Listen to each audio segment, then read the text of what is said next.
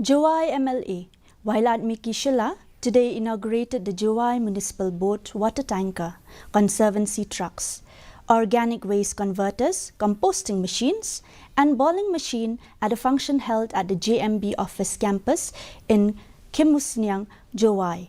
Addressing the function, Shilla thanked the officers who put in a lot of effort to achieve these goals after years of criticism on the waste management system in Jowai.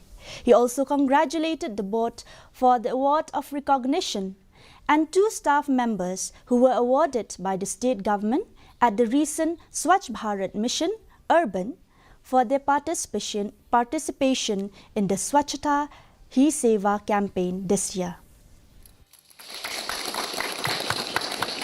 Ikuplayo yang kasih Jowai ban kamjo le yang sabak muswak.